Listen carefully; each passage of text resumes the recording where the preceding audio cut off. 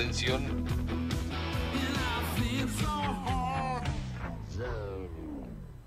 Hola, Rabino, ¿qué tal? Buenas tardes. Hola, Peti, buenas tardes para vos y para todos los oyentes. ¿Todo bien? Hasta ahora, todo bien. ¿Usted ayunó? Sí, señor. 26 horas, 30 minutos de ayuno. ¡Hola, pucha! ¿Y qué certeza tenemos de que nos perdonan? Bueno, la certeza tiene que ver con el convencimiento de que vamos a ser mejores nosotros. No necesitamos, en definitiva, que alguien nos perdone, sino reconciliarnos con nosotros y ser mejores personas. Estamos hablando del Día del Perdón, que fue ayer el día más sagrado de la colectividad judía, de la religión judía. Es un día de mucha sacralidad porque nos convocamos en comunidad, en las sinagogas, para primero reencontrarnos y después proponernos esto de ser mejores. Ahora, yo no fui a la sinagoga ayer e hice el programa. ¿Soy menos judío? De ninguna manera. Sos tan judío como todos los que estuvieron en la sinagoga. Lo importante es esa introspección que somos capaces de hacer y qué ofrendamos al mundo. Y vos ofrendaste tu programa. Y desde ese lugar también nos diste la posibilidad de que quizás alguna persona haya elegido ser mejor persona a partir de haberte escuchado. Muy bien. ¿Viste? Te ganaste los aplausos. Bueno, está bien.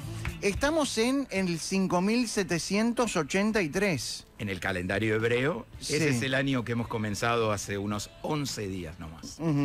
¿Y por qué estamos en el 5783, Rabino Dani Dolinsky?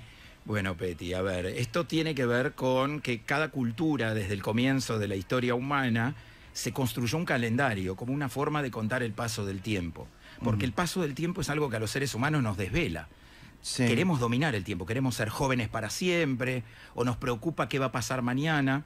Y lo que cada cultura intentó fue, ya que no podemos dominar el tiempo, yo no puedo volver el tiempo atrás, no puedo acelerarlo, no puedo hacer que un día de mis vacaciones, de mi licencia, dure más que uno de mi trabajo, aunque a veces tenemos la sensación que el tiempo es dispar. Sí. Entonces construimos un calendario y la tradición judía no estuvo exenta de eso, y construyó un calendario y los rabinos establecieron un conteo tomando la genealogía de los personajes bíblicos desde el primer hombre en adelante, descontando las superposiciones, y llevaron eso hacia un número que termina dando en nuestro tiempo 5783. Pero ya te quiero aclarar algo antes de Sí. que los oyentes me salten a la yugular, como se dice.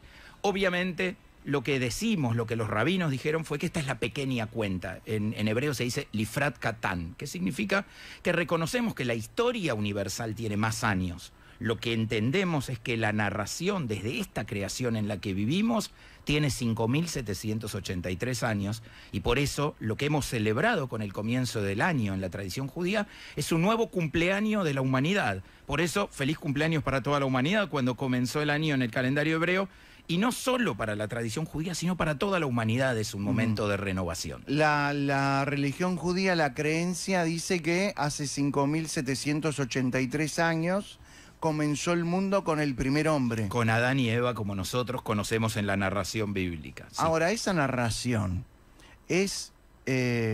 habla de que Eva nace o surge de la costilla de Adán. ¿Cuál es la explicación de un rabino ante una narración bíblica como esta? Bueno, a ver, es ilógico, ¿no? A ver, sí, la historicidad o la búsqueda de una verdad en el texto a veces genera distorsión. Lo que nosotros tenemos que intentar es salir de esa literalidad y comprender esa literalidad que intenta decirnos, el primer hombre fue tomado, su cuerpo de la tierra, y su alma es la espiritualidad que fue insuflada por Dios. Esto es en la creencia de la tradición judía. En la primera mujer, cuando ya la materia existía, entonces para crear una pareja para ese hombre, Dios no vuelve a tomar materia de la tierra, sino que toma una parte de eso que ya había tomado de la tierra y le hace su contraparte, su pareja.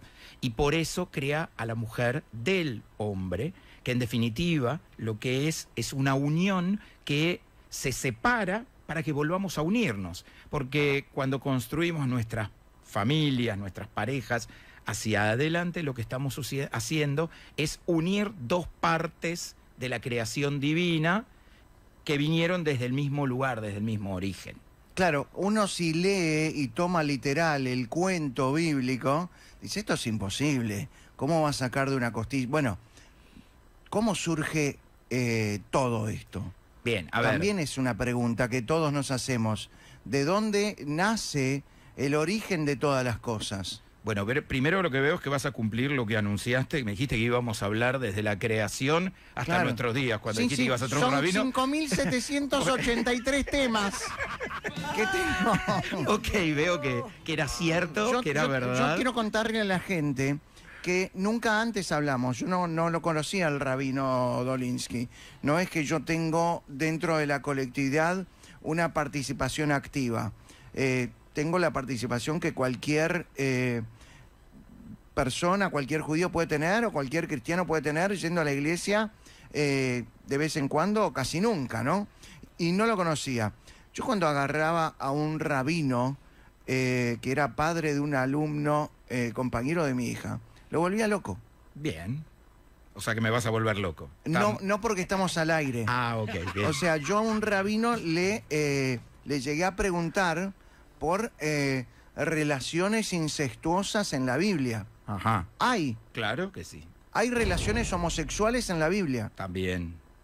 Hay La gente se cree que la Biblia es el paraíso. La Biblia está lleno de todo lo que tiene el mundo hoy. Es que la Biblia, el texto bíblico es historias comunes de personas comunes que vivieron vidas como las nuestras.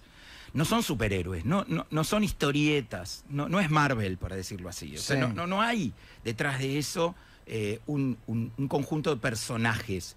Obviamente que con el tiempo nosotros a veces transformamos en personajes personas, pero también lo hacemos en la modernidad, cuando endiosamos a alguien. Bueno, o... de hecho, a los pocos días ya hubo un asesinato.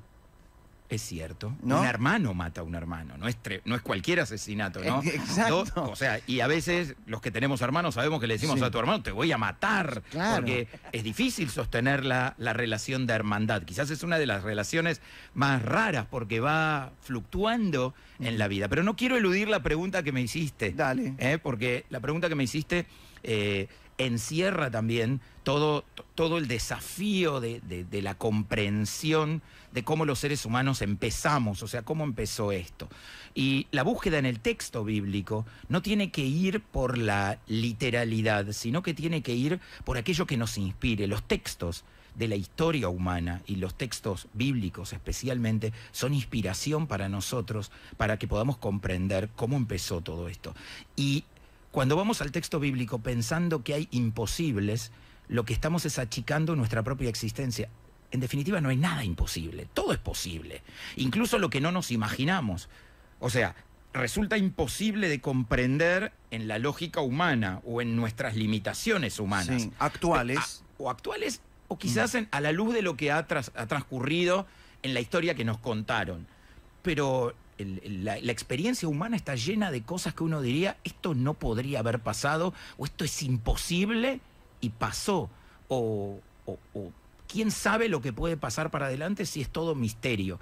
Entonces, de alguna manera, preguntarnos cómo empezó, cómo arrancó la existencia humana.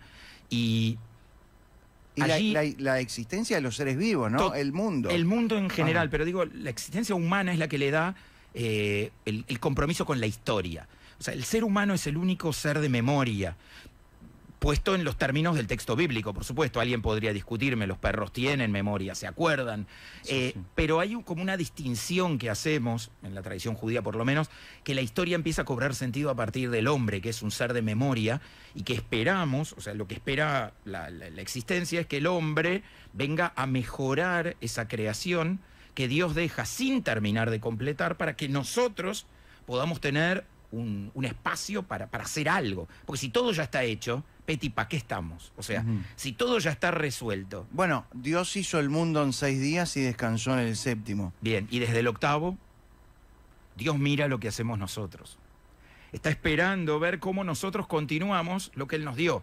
Y en la mirada de la tradición judía, los rabinos en la época talmúdica discutían si el mundo en ese final del 7º día era perfecto o imperfecto. ¿Y sabes cuál es la conclusión que llegan? ¿Cuál? Imperfecto. Y uno dirá, ¿cómo si es la obra de Dios? ¿Cómo va a ser imperfecta? De hecho, por ahí algún oyente dice, ¿pero qué está diciendo? ¿Cómo va a ser imperfecto? Claro, el judaísmo dice, y los rabinos llegan a esta conclusión, porque si no, no hay más nada para hacer. se terminó. Y sin embargo, recién empieza. Cuando Dios terminó su obra, recién empieza, porque empieza nuestra tarea. La de todos los días, la de levantarnos. ¿Para qué nos levantamos? Para trabajar. ¿Y para qué trabajamos? Para producir. Y producimos para lograr, en algún momento, disfrutar de lo que logramos. Por eso, el tema de trabajar y descansar. Muchos se quedan, viste que la tradición judía habla del Shabbat, Sí. del día de descanso. El sábado. El sábado. Ajá. Ahora, el sábado es el día de descanso para el que tiene la posibilidad de trabajar el resto de los días. No importa si 5 días, 6 días, después eso podemos discutir por las cuestiones culturales del devenir humano. Pero hay descanso porque hay trabajo. Entonces, el descanso es una celebración del trabajo. Y si no hay trabajo digno, no hay descanso. Entonces, el judaísmo es también el descanso divino trasladado a lo humano, es una reivindicación de la oportunidad de que te puedas ganar el pan con el sudor de tu frente, que también está en el propio texto bíblico. Pero si lo entiendo literal, voy a decir, tengo que sufrir para trabajar. No, tengo que tener la posibilidad de trabajar de algo que incluso me canse para que después pueda en algún momento descansar. ¿Viste? Cuando nosotros descansamos muchas veces, después de haber trabajado mucho, sentimos la satisfacción de estar descansando, disfrutamos del descanso. Si la vida fuera un descanso permanente, no tendría de sentido el descanso. Entonces hay mucha sabiduría en todo ese inicio de la existencia humana. Estamos con el rabino Dani Dolinsky, que además de ser rabino de la nueva congregación israelita desde hace 7 años, es argentino. Soy argentino. Naciste en Buenos Aires. Nací en Buenos Aires y mucho tiempo no viví en Buenos Aires, hace mucho tiempo que no vivo, viví en Santa Fe, en Rosario. Bien, pero hace 7 años que estás en Uruguay. Hace 7 años que estoy en Montevideo, sí señor. Bien, y sos además presidente del Consejo Judeo Cristiano. Soy copresidente de la Confraternidad Judeo-Cristiana del Uruguay. Confraternidad. Hablando de la confraternidad judeo-cristiana, ¿cuál es la diferencia entre el Dios cristiano, católico, el Dios judío y también el Dios musulmán? Las 3 religiones monoteístas. Dios es uno. Si yo creyera que mis hermanos cristianos o mis hermanos musulmanes creen en otro Dios, estaríamos hablando de un politeísmo, estaríamos hablando de muchos dioses. Sí. Yo soy un creyente monoteísta, por lo tanto, todos creemos en el mismo Dios. Lo que tenemos son diferentes formas de aproximarnos a esa divinidad, a ese Dios. En la tradición judía es un Dios sin imagen, sin ningún tipo de corporización, de ningún tipo. Y hay una clara diferenciación. ¿La religión judía no tiene ninguna imagen de Dios? Nada. ¿Qué es Dios para la religión judía? Es la esencia del ser, es la fuerza del ser, es lo que sostiene que todos los días siga la existencia y nos permita a nosotros, desde nuestra mejor versión, aportar a la construcción del mundo desde el pedacito del megapuzzle que es la existencia. No es un tipo de barba, no es esa creencia, digamos, que es más lúdica o ilustrativa, no la tiene la religión judía. La religión judía cree que Dios es todo lo que uno ve y siente. Exactamente. Es algo más parecido a lo que decía Baruch Spinoza, que hablaba de que Dios es la naturaleza. Dios es todo lo que nos rodea y vive con nosotros. Sí, y es interesante traerlo a Spinoza porque fue excomulgado de todos lados, porque él trataba de graficar. Yo defiendo a los... Lo echamos los judíos, lo echaron los cristianos, le faltó, no tenía ahí un Vamos mundo a recordar musulmán, que era un filósofo judío, holandés, sí. Y realmente, bueno, tenía una forma de entender lo abstracto que buscaba darle esencia. Y cuando buscaba darle esencia, quería graficarlo sin caer en una metáfora aniñada, ¿no? Claro. Ver a Dios como un señor de barba es algo que él lo veía como muy infantil, como aniñado, y buscaba algo más maduro, y su mirada madura tuvo que ver con la naturaleza. Él decía, esto es tan perfecto. Y hoy aceptamos más ese y hoy Dios estaríamos más cerca que de el tipo de barba que nos está mirando. Sin duda. Y creo que todos, no solo en la tradición judía. No, creo que todos, ¿no? Pero aún así hay mucho ateo. Sí. Pero creo que el ateísmo es una forma de aproximarse a la creencia también. O sea, ¿por qué? Porque hay que... A ver, el que no cree, en definitiva lo que está buscando también es una forma de salir del dogma. Y yo vengo de una tradición, la tradición judía, donde no hay dogmas. El judaísmo no tiene dogmas, no parte de verdades, sino parte justamente de las dudas. El judaísmo es una tradición de preguntas. Esa es una diferencia con la tradición cristiana. Sí, la religión cristiana te da todo digerido. El judío se pregunta. El judío se pregunta. Es más, un judío que no se pregunta tiene un problema. Cuando vos te preguntas, te llenas de incertidumbre, te llenas de dudas. Incluso una de tus dudas puede ser Dios mismo. No pasa nada. No hay una crisis detrás de eso. Es más, hay judíos ateos. Exactamente. Y hay judíos agnósticos. Exactamente. Los agnósticos son aquellos que no dejan de creer ni creen, que están esperando una señal. Exactamente. ¿Cuál fue la última señal de Dios para vos, que sos rabino? Para mí, que hoy salió el sol y hoy es un nuevo día. Y tengo todas las oportunidades por delante de seguir transformando el mundo. O sea, yo creo que a veces miramos solamente a partir de los ojos de eventos maravillosamente mágicos que salgan de la lógica. Y siguiendo a Spinoza y a tantos filósofos y a tantos pensadores y a tanta espiritualidad, el hecho de que hoy vos y yo nos estemos encontrando es Dios. En mi creencia, ¿no?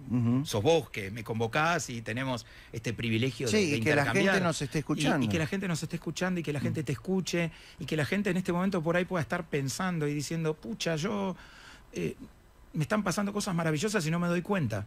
Y me están pasando cosas maravillosas aquí ahora. Entonces, uno busca en lo extra normal o cosas extraordinarias, ¿viste? Que hay mucha búsqueda de lo divino en lo extraordinario, en lo que tuerza la historia, y la historia se tuerce todo el tiempo. Cada uno de nosotros permanentemente está frente a encrucijadas en la vida, en la que tomás decisiones, y frente a la decisión que tomás hay una consecuencia, y estás viviendo esta vida, y 5 minutos antes podrías haber estado viviendo otra. Está bien, pero, a ver, ¿qué es Dios? Dios es todo lo que vemos, todo lo que sentimos, desde la salida del sol, los pájaros, la vida, esta reunión. Porque son cosas extraordinarias que uno ve como normales. Pero también pasan cosas horribles. Sí, y que también son Dios. ¿Dónde está Dios cuando pasan cosas horribles? Es que frente a esas cosas horribles, mira... ¿Cuál es la pregunta más repetida del judío cuando se cuestiona la existencia de Dios? ¿Dónde estaba? En la Shoah, en el Holocausto. Sí. Segunda Guerra Mundial, matan a 6 millones de judíos. ¿Dónde estaba Dios? Y la respuesta que muchos desde la filosofía intentan construir, incluso fuertemente en la tradición judía, es dónde estaban los hombres. Porque Dios está en la energía de cada uno de nosotros. Así como murieron 6 millones de judíos y en el mundo había, no sé, 2.000, 3.000 millones de personas, no todos hicieron quizás todo lo que podían hacer para evitar que muera su vecino, su prójimo. O sea, es la indiferencia el antidios. Es cuando desde la ignorancia generas indiferencia en relación al otro y está bien, desaparece. Pero un judío que reza todas las mañanas, que cumple con los preceptos, que cumple con absolutamente todo lo que es ser un buen judío. Vienen los nazis y lo meten en un gueto y matan a toda su familia. Es parte, Peti, de lo que yo digo, del misterio de la vida. ¿Dónde está Dios? Pero todos vivimos en la incertidumbre todo el tiempo. Vivimos todo el tiempo de nuestra vida sin saber lo que va a pasar dentro de un minuto, pero ninguno de nosotros elige dejar de vivir preguntándose todo el tiempo lo que va a pasar en el próximo minuto. Y cuando miramos para atrás, no podemos cambiar la historia. Yo no puedo saber por qué Dios permitió. Yo no me pregunto dónde estaba Dios. Yo me pregunto por qué Dios permitió que pase lo que vos decís. ¿Y por qué Dios permitió eso? Porque es parte de la energía, de la continuidad de la existencia. Hay muchas cosas buenas y malas que pasan, o muchas cosas deseables o indeseables, para decirlo así, porque bueno y malo ya es una categoría. ¿La religión judía cree en el diablo? No, ¿O en una fuerza del mal? No en el diablo. Lo que creemos es que hay una fuerza negativa incluso en el propio Dios. ¿Cómo una fuerza negativa en el propio Dios? Dios nos manda lo bueno y lo malo y a veces no podemos comprender lo malo. ¿Por qué no nos preguntamos dónde está Dios en lo bueno?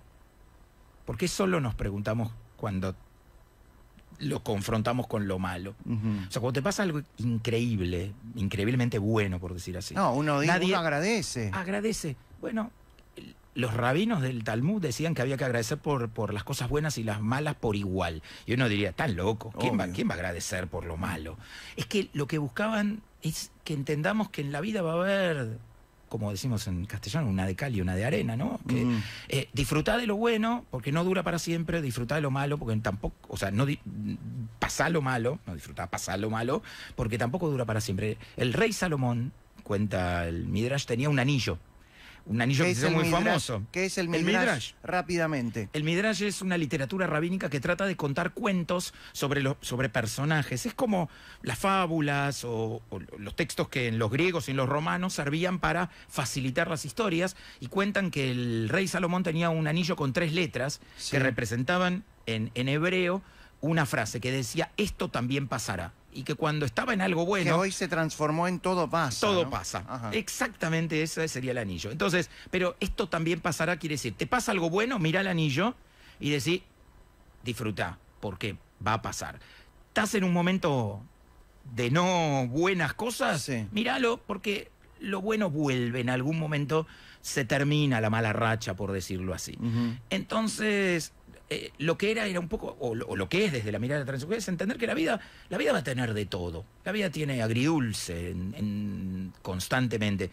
Y bueno, las preguntas no tienen que surgir solo en lo malo o en lo agrio, también en lo dulce, y si podés superar lo dulce con fuerza, entonces también vas a tener la pasión para superar aquello agrio que la vida te dé. O sea, ponele ganas que va a llegar ese día. Está bien. Hoy estábamos hablando del Dios que es todo lo que nos rodea, la naturaleza, pero no es el Dios de la Biblia, el Dios del Antiguo Testamento. El Dios del Antiguo Testamento está personificado en una persona, iba a decir una figura, pero los judíos no creemos en imágenes, no veneramos imágenes. Esa es una gran diferencia entre el judío y el católico, ¿no? Es cierto. Rápidamente explícame por qué no veneramos imágenes, por qué uno entra a la sinagoga y no hay santos, no hay María, no hay vírgenes, no hay nada. No hay ningún tipo de imagen, porque primero que Dios es una unidad, entonces es Dios. Y Dios no puede ser personificado de ninguna manera. De hecho, esto que vos decías en el texto bíblico, la personificación, hay una humanización de algunas cualidades de Dios, como por ejemplo el habla. El Dios bíblico habla. Pero, ¿por qué habla? Porque es un padre con un niño.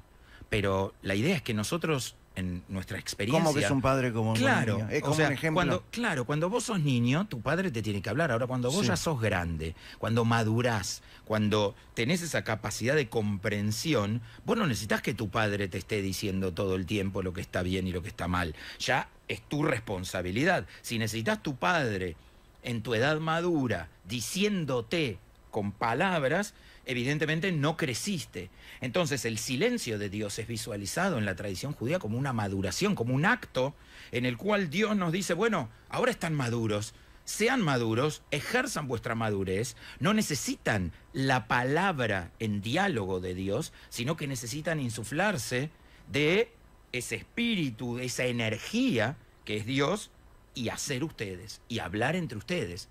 Porque cuando Dios dirige lo que tiene que ocurrir, que pasa mucho en el texto bíblico... Eso hizo Dios en el Antiguo Testamento, dirigía. Pero es lo mismo que vos haces con tu hijo niño o con tu hija. Sí. Después, cuando se hace más grande, le decís, y bueno, si te tenés que golpear, andá y golpeate, pero aprende de tus aciertos y de tus errores, hasta que un día levanta vuelo y empieza a hacer su propio camino. ¿Por eso Dios en el Antiguo Testamento era un Dios castigador también? Yo creo que en parte tiene todas las cualidades, tanto virtudes como defectos, que llevamos todos nosotros como padres. ¿No fue demasiado cruel Dios en el Antiguo Testamento? Es una buena apreciación. Puede leerse crueldad en algunas formas que ocurren frente a determinadas cuestiones. Vamos a contarle a la gente, o por qué, un rabino también puede preguntar, Peti, ¿por qué crees que Dios es cruel? No, yo te puedo preguntar, a ver, ¿cuál sería una de las historias que vos traerías para decir Dios es más cruel que lo que debería ser? Moisés fue un héroe para el pueblo judío. Ajá. Y Moisés no pudo pisar dirigió al pueblo judío hacia la tierra de Israel y Dios lo castigó matándolo, sin poder pisar la tierra de Israel. Pero le dio un tremendo ejemplo a las generaciones por venir. Pero es una no. Sí, claro. Pero está bien, pero te quiero decir que un líder a perpetuidad... ¿Moisés era un héroe? Moisés era un visionario que tenía claro todo lo que quería hacer y era un socio central en el plan de Dios para llevar al pueblo de Israel desde la esclavitud en Egipto hacia la construcción de una sociedad que sea mejor que la media de las sociedades que los rodeaban. Bueno, la esclavitud en Egipto también fue otro de los momentos. Otra de las crueldades que vos dirías. Claro. Pero aprendieron de la esclavitud. ¿Cómo valoras la libertad, Peti? ¿Cómo aprendes el valor? Nosotros somos seres humanos que, acá en el Uruguay, nosotros, nuestra sociedad, los que nos están escuchando, si les preguntáramos si se sienten esclavos o libres, ¿qué dirían? Diríamos medianamente, sí, hay más gente allá de que se siente esclava. Claro, diríamos, algunos dirían, Sí. me siento esclavo de algunas cuestiones, pero diríamos, yo soy libre, yo elijo muchas cosas que quiero que me pasen en mi vida. ¿Y dónde aprendimos la libertad? Siendo esclavo. O sea, espera, yo igual prefiero aprender con ejemplos, ¿no? Ok, Sí. pero estás mirándolo con los ojos de una actualidad en la cual la información y el acceso a la información es medianamente sencillo Sí. y democratizado para todos. Pero en la antigüedad vos pensás que había solo algunas castas que tenían el derecho de aprender a leer y a escribir, a conocer la historia, a saber, a formar parte de esas Claro, cúpulas cortesanas. El pueblo no tenía, incluso en libertad, no tenía tanta libertad, porque si no sabes leer, no sabes escribir, seguís a un líder. Muy bien. Y es por eso que siguieron a Moisés. Bueno, pero vos fíjate que hasta el líder... Si vos pensás que esta gente que había salido de Egipto, lo único que conocía era el poder de un faraón. ¿Cuándo terminaba el poder de un faraón? Cuando se moría. Moisés tiene que liderar una transición hacia un nuevo modelo, donde los liderazgos puedan tener principio y renovación en otros. O sea, la posibilidad de la transmisión del liderazgo. No es un liderazgo hereditario como el del faraón, ni esa perpetuidad. Moisés es una transición entre el liderazgo déspota del faraón y el liderazgo a la eternidad, donde también tiene fecha de vencimiento. La única forma comprensible para esa sociedad era el final, y por eso Moisés tiene que pagar ese modelo a la transición. Pero ya luego de Moisés pasan dos cosas muy importantes. El conocimiento, el judaísmo, la gran revolución de la tradición judía es que el conocimiento y el saber es para todos. La ignorancia y el analfabetismo están penados. Vos sabés, Peti, que en la tradición judía, si un padre no le enseña a leer y a escribir a su hijo, debe ser castigado con latigazos, era en la antigüedad. Después, con cárcel, si no le enseña a leer y a escribir a sus hijos. Por eso el judaísmo creó la institución escolar, más o menos como la conocemos hoy, es un invento de la tradición judía, porque uno en definitiva era en función del padre que te tocaba. Si te tocaba un padre que más o menos supiera, podías aprender, y si te tocaba un padre que no sabía enseñar, que estabas condenado a no saber leer y escribir, entonces ahí se creó la institución maestro. ¿Qué es el maestro? Es aquel que en representación del padre y de la madre le enseña los conocimientos básicos.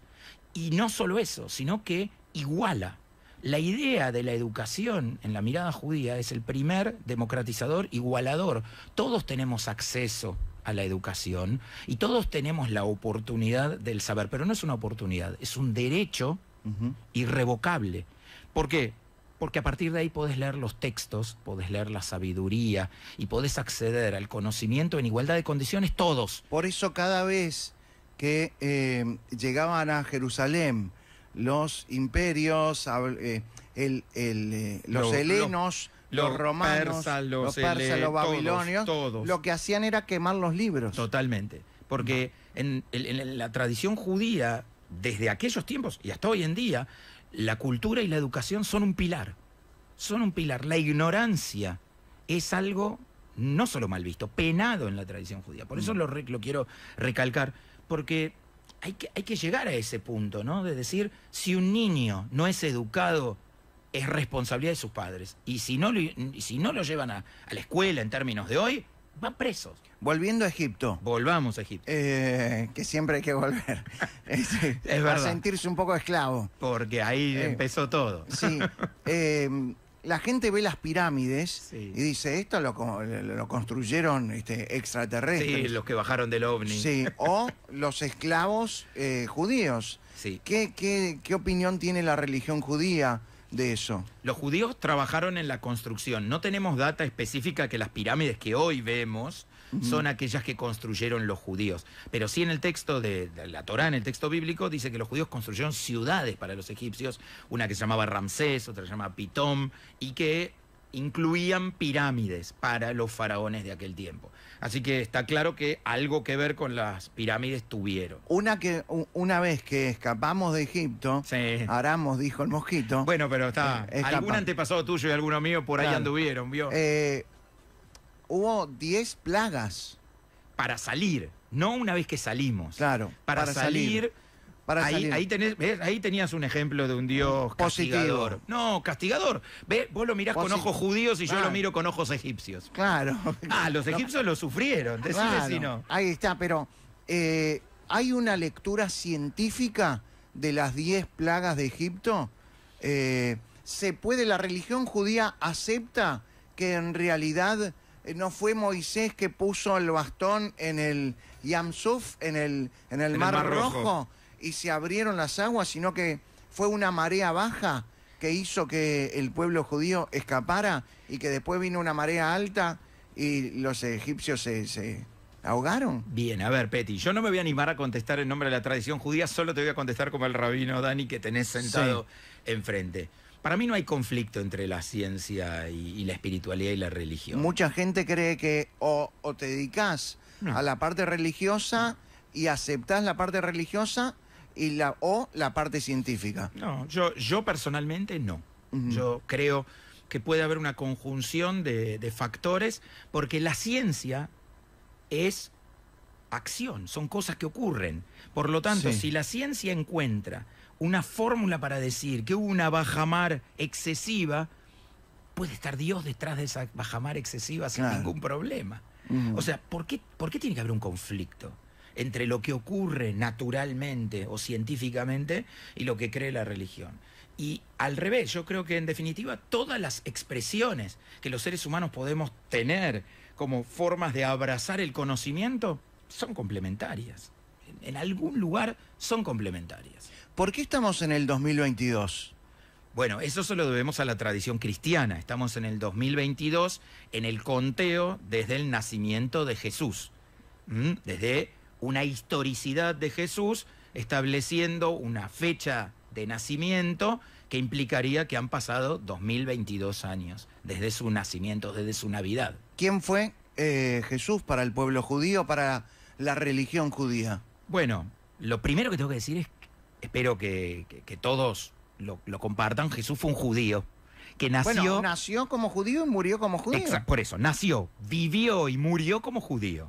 Eso es muy importante porque... No hay otra lectura. No hay, bueno, pero es muy importante que todos comprendamos eso porque a veces durante 2000 años se han construido muchos mitos en derredor a lo que nos separa. Por ejemplo, El deicidio, o sea, el hecho de que los judíos hayan matado a Jesús, cuando en realidad Jesús solo podía ser matado por una corte romana, que eran los que ejercían el poder en aquel momento. Poncio Pilatos Por desde su- Roma.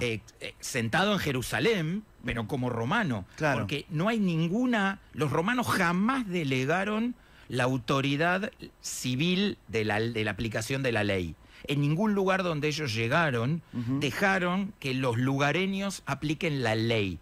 ¿Por qué? Porque la ley es del imperio, la ley es romana. Si vos delegás la ley, el cumplimiento de la ley en los locales, lo que estás haciendo es ceder el poder del imperio. ¿Y cuál era el papel del Sanedrín en ese momento? El Sanedrín es vasallo Vamos del a contarle un poco... El Sanedrín es como el parlamento judío.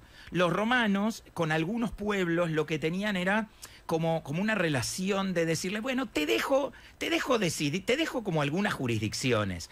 Y aparte, ustedes piensen que donde llegaban los romanos como imperio... No quedaba nada. No, pero aparte el lugar no estaba vacío. Entonces, vos tenías que imponer la ley del imperio, pero te tenías que llevar puesto todo lo que existía. Y a veces con algunos pueblos la forma de llevárselos puesto para evitar la revolución era hacerlos creer que tenían que conservaban alguna jurisdicción autonómica. Entre ellos le pasó al pueblo judío, porque los romanos visualizaron ya desde la época en que ellos vinieron a conquistar a los griegos que los judíos eran intelectualmente instruidos. Esto que yo decía antes, el valor de la educación, el valor del conocimiento. Los judíos no eran un pueblo ignorante, como le pasaba por ahí con otros pueblos donde llegaban que eran más bárbaros. Los fenicios. Pero los fenicios tampoco eran tan ignorantes, pero a ellos los agarraron por el lado de la navegación. Como eran buenos navegadores, los potenciaron para que sean los navegadores del imperio. Entonces se los adquirieron desde ese lugar. Pero con los judíos no encontraban por dónde entrar. De hecho, si nuestros oyentes quisieran, pueden buscar. El pueblo judío fue uno de los pueblos que más se rebeló contra el imperio romano.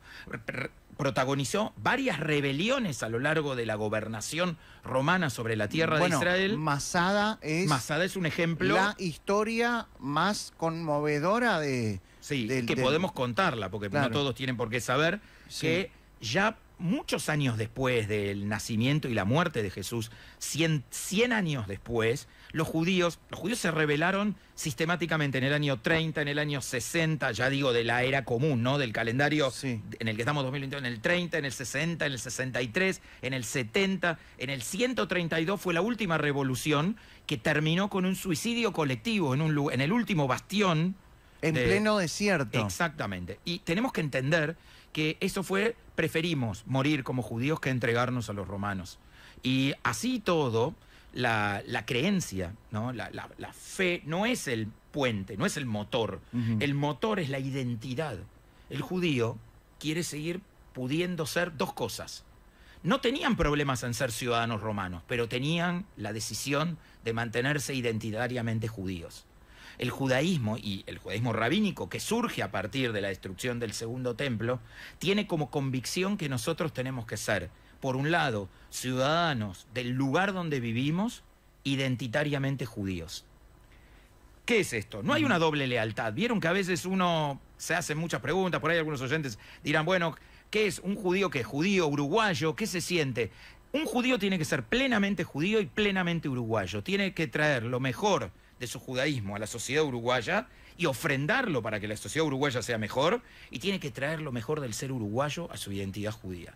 Si lográs esa conjunción, esa armonización, funciona. Bien, pero volvamos a la época de Jesús. A donde quiera. Jesús crucificado por los romanos. Sí. ¿Por qué surge entonces ese mito de que fueron los judíos? Bueno, porque finalmente, unos 200 y tantos años después, el Imperio Romano abraza la religión cristiana. La religión católica se hace cristiana, se hace oficialmente la religión del Imperio Romano. Y cómo quien está abrazando esa religión va a haber sido el que mató a Dios en la mirada de la propia religión. Y ahí es que se empieza a contar... Y ahí hay que buscar quién es el candidato a quedarse con el asesinato dentro de la mirada cristiana de Dios en la tierra.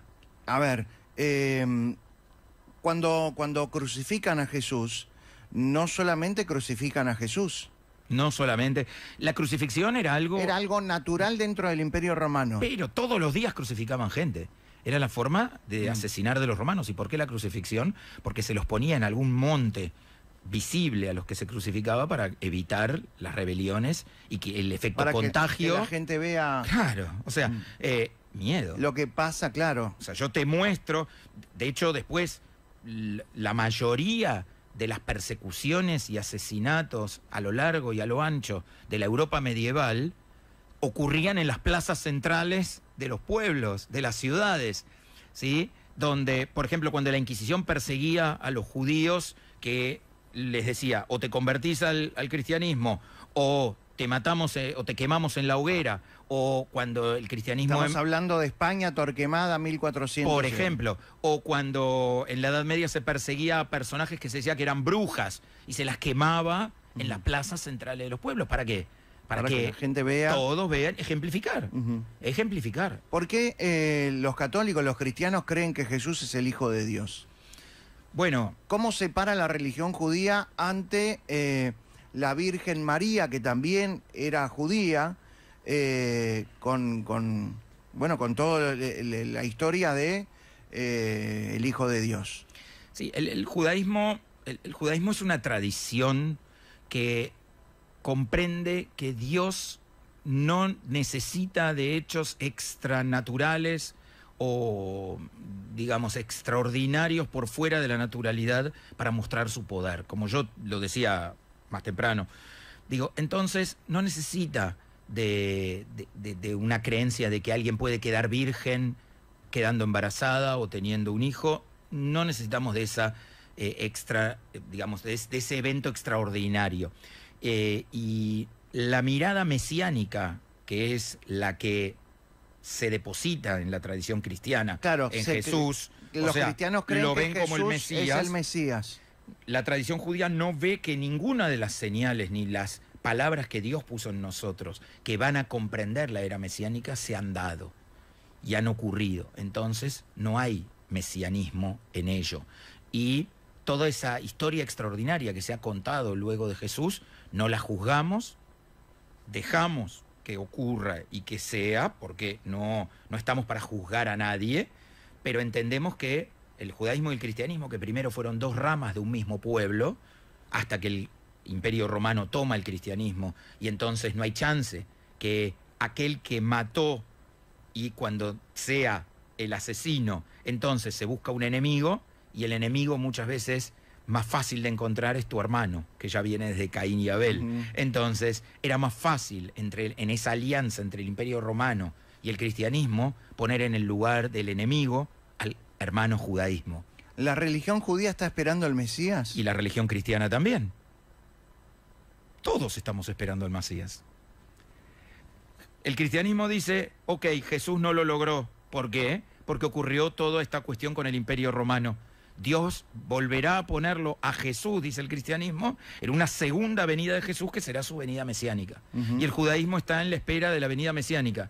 En definitiva, estamos esperando lo mismo. Si se pueden graficar lo que yo estoy diciendo, sí. No importa si nosotros decimos no hubo una estación intermedia, el cristianismo dice hubo un intento intermedio que fue esa experiencia de Jesús en aquel momento. ¿Jesús resucitó a los 3 días?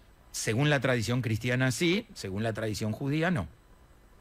Pero eso ni... Es un dato menor. Claro, o sea, no.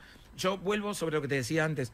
Yo creo que lo que nos separa no deja de hermanarnos. O sea, en definitiva, el nacimiento, vida y muerte que ve la tradición judía, o nacimiento, vida y muerte y resurrección, no lo saca de su condición de judío a Jesús. Ese Jesús histórico, incluso... Porque nunca quiso hacer una religión. Porque es que lo que él entendía era una llegada a esa era mesiánica de la tradición judía. Nunca estuvo en su vocación una nueva religión. Obviamente, se divide finalmente porque tomamos caminos distintos en la forma de acercarnos, tanto a Dios como en cómo miramos ese evento histórico que fue el paso de Jesús por este mundo. Pero eso es lo único que nos separa. Todo lo demás nos une. La creencia en ese Dios paternalista que pone en nosotros la oportunidad transformadora del mundo cuando maduramos. O sea, en los primeros cristianos, ellos se veían incluso como una maduración de la maduración judía. De hecho, hay la discusión, los textos del Nuevo Testamento, de los Evangelios, Sí. están en diálogo permanente con los textos de la Mishnah. ¿Leíste el Nuevo Testamento? Sí, y están en diálogo con los textos de la Mishnah judía, que la Mishnah, ¿Qué es la Mishnah? La Mishnah son textos judíos del siglo I, donde se hace exégesis sobre el texto bíblico. Y dialogan entre ellos. Cuando uno fija una postura, el otro a veces fija otra. A veces están de acuerdo y muchas están en desacuerdo. La mayoría están en desacuerdo. Pero son hermanos discutiendo. Diciendo, yo pienso así, vos pensás así. Ok, pero podemos convivir. Hay un problema que es que después no hay lugar para la convivencia cuando el cristianismo se aferra a esta idea del deicidio y entonces tu hermano es el asesino de tu Dios.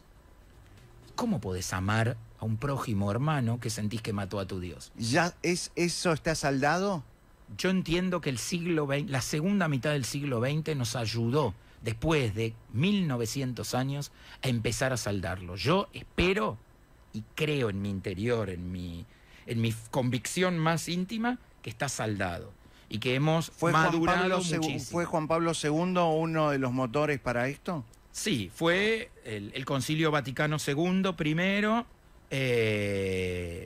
con Juan XXIII, y después Juan Pablo II fue el que finalmente dio los pasos necesarios casi para que sea irreversible el proceso, porque lo importante de estos procesos de armonización y de reconocimiento de los errores del pasado, de 2000 años de desencuentros, tienen que venir de ambos lados y tienen que ser sinceros.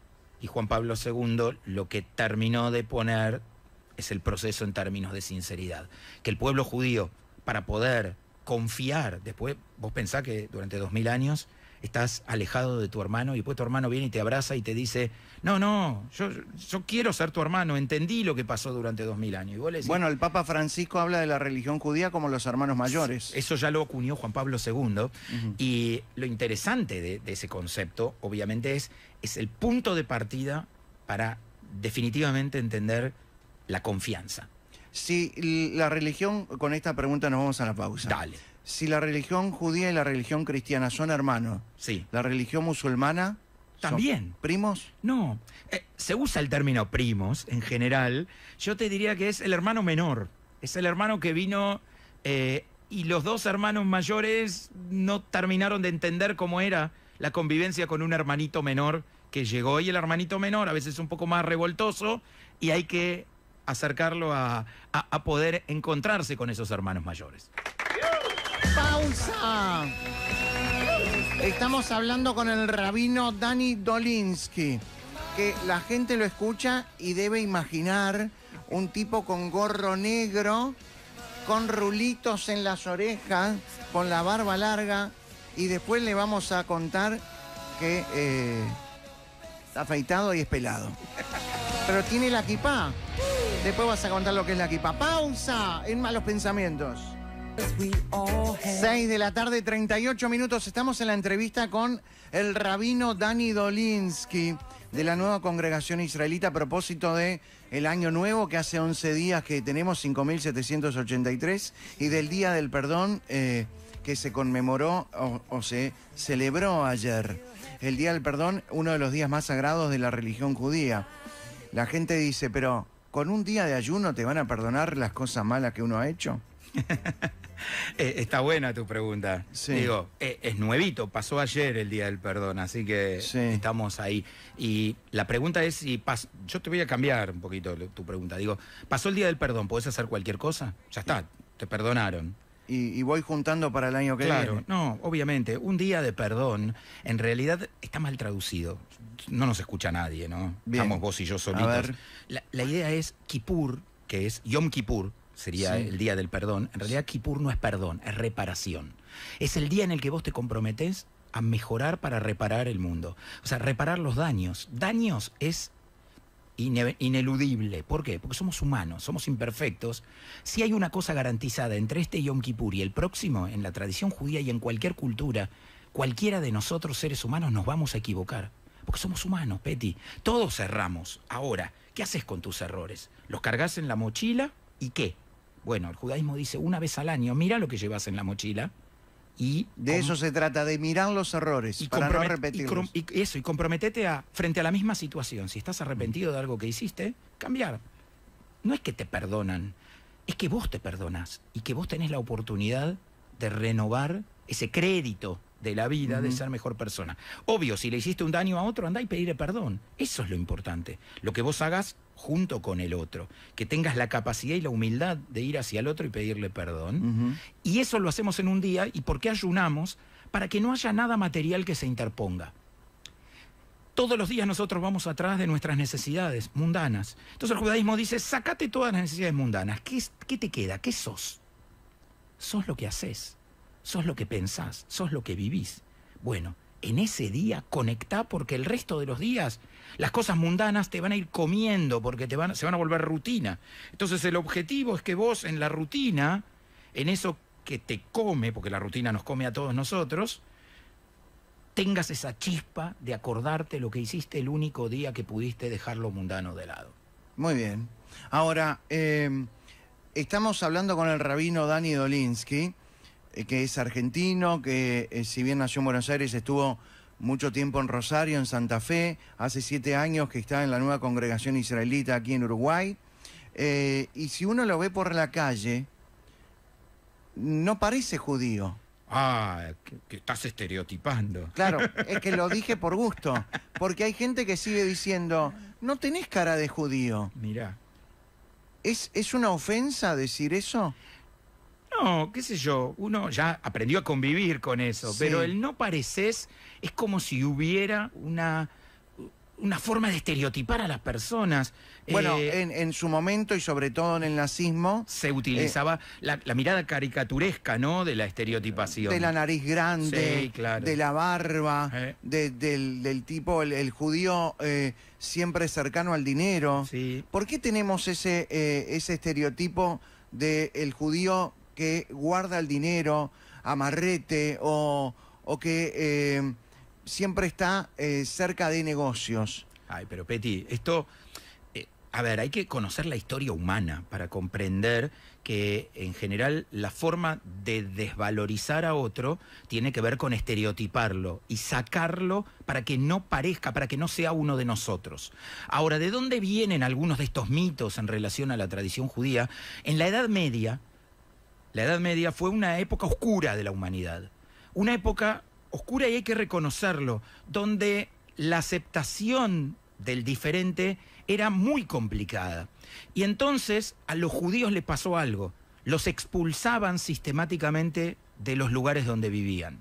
Cuando los judíos no le eran útiles. No es un cuento. No es un cuento. Esto Esta es pasó la historia humana. de la humanidad. El que quiere puede googlear, puede buscar donde quiera qué pasaba en la Edad Media con los judíos. Los judíos fueron expulsados sistemáticamente de España, de Inglaterra, de Alemania. Fueron expulsados de un montón de lugares donde se les decía, ustedes ya no pueden vivir entre nosotros. ¿Por qué había esa persecuta que también existe de otra manera hoy? Ahora vamos a hablar del antisemitismo o el antijudío. Ujú. ¿Por qué existía eso? ¿Era porque el pueblo judío era de alguna manera más leído, más culto? Como yo te conté hace un rato en la primera parte de la entrevista, como el analfabetismo está penado en el judaísmo, todos los niños aprendían a leer y a escribir. El señor feudal detentaba su poder en ser el único que manejaba todo. No solo el ejército, no solo la parte militar, sino él decía qué se lee, cuándo se lee, qué se estudia, qué no se estudia, y quién es Dios, y cuál es la religión, y qué poderes abrazamos, y cuáles no. El judío que quiere mantenerse leal al señor feudal que le toca, o a la tierra o al país donde vive, pero a la vez leal a su identidad judía, es visto como un enemigo adentro para ese poder absoluto de la Edad Media. Entonces los judíos tenían que idear algún sistema que les permitiera no tener que empezar de nuevo cada vez que eran expulsados de un lugar y llegaban a otro. Tenían que ver qué podían llevar entre sus posesiones de un lugar a otro y que fuera útil. Porque, Peti, si vos tenés una casa acá y hoy te echan y te tenés que ir a otro lado, ¿qué haces con tu casa? No te la podés llevar en los hombros. Eso pasó en la historia de la humanidad. Eso pasó en la historia de la humanidad. Y no en la Edad solo con los Media. judíos. No solo con los judíos. Pero los judíos, en su inteligencia, se dieron cuenta que lo único que era útil allí donde fueran, ¿qué es? En cualquier lugar siempre te va a servir. El ¿Qué dinero, es? El dinero. Por supuesto, vos llevas dinero. Oro. Llevas oro de Inglaterra a Polonia y sigue siendo oro. Y si mañana te echan de Polonia y te llevan a otro lado y vos tus posesiones las podés poner en una valija y te las podés llevar contigo, entonces te permite no tener que empezar de cero. Y entonces, ¿a qué te vas a dedicar, Peti? O sea, yo le pregunto a los oyentes, ¿a qué se dedicarían si estuvieran en esa situación? A juntar Lo único, porque estás esperando cuándo va a ser tu próxima expulsión. Porque los judíos sistemáticamente en la Edad Media tuvieron que vivir con la espada de Damocles, como soleríamos decir, sobre sus cabezas, sabiendo que la única opción que tenían era esperar la próxima expulsión, cuando no fueran útiles al señor feudal o al poder de turno. Entonces, idearon, de alguna manera, se dieron cuenta, descubrieron esta posibilidad. ¿Es malo? ¿Es negativo? Claro, es negativo para muchos porque ese poder, porque el dinero terminó siendo un poder en sí mismo. O sea, si yo llego a un señor feudal empobrecido con oro, ¿qué soy para ese señor feudal? Una oportunidad.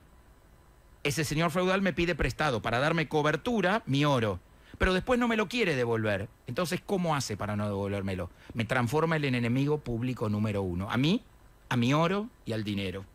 Entonces, los judíos pasaron a ser héroes y villanos en esa Edad Media con el dinero. El dinero les permitía sobrevivir, pero a la vez eran los villanos del dinero.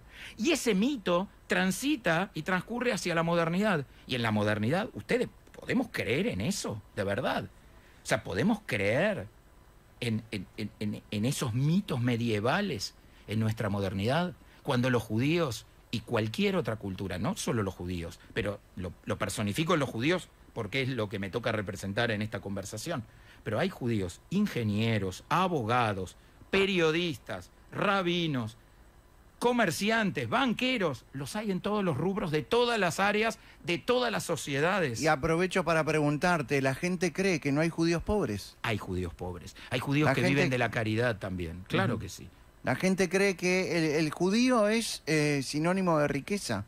Es el mito medieval del judío donde llegaba, ¿qué tenía? Pero pasa hoy. Y bueno, pero es parte del mundo ignorante en el que tenemos acceso a toda la información, pero a veces elegimos comprar o consumir lo que nos es más cómodo, que es las ideas a las que estamos acostumbrados o alguna vez hemos escuchado, y no las desafiamos, no las ponemos a prueba, y no pensamos qué pasa en lo que nos rodea hoy en día.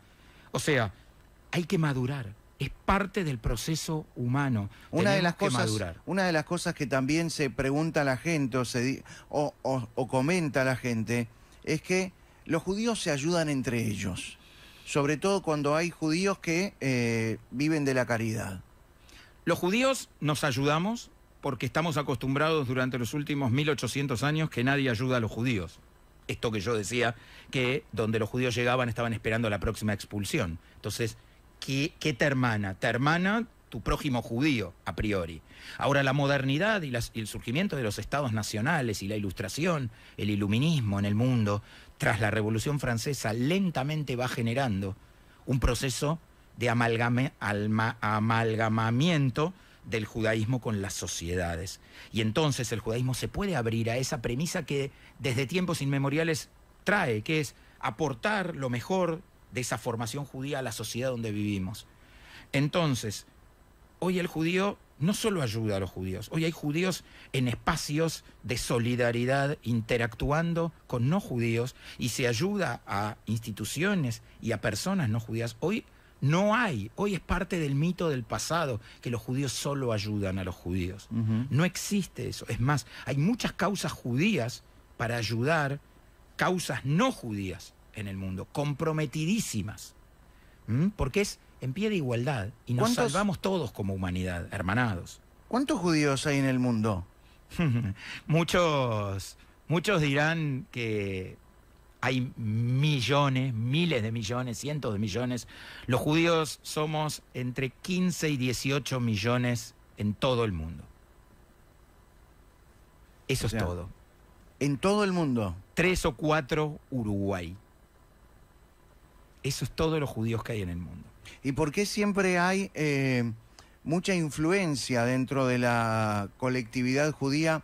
¿O hay siempre filósofos o pensadores que trascienden más allá de la religión en diferentes sociedades y en diferentes países? Pienso en Einstein para arrancar, ¿no? Y podríamos hacer Freud, un larguísimo. o Marx, o en la meca del entretenimiento en los Estados Unidos hoy, desde Woody Allen a Mel Brooks, o muchos judíos dentro de lo que es el cine, ¿no? Bueno, pero tiene que ver con esto que hablábamos ya hace un rato, de la apuesta por la cultura y la educación como un fenómeno natural contra la ignorancia, contra el analfabetismo. Entonces, el judío se forma, el judío avanza e intenta, si se lo permiten, y esto es el gran logro de la modernidad, interactuar y ofrendar desde su identidad judía, porque ninguno de ellos niega su identidad judía o su origen judío.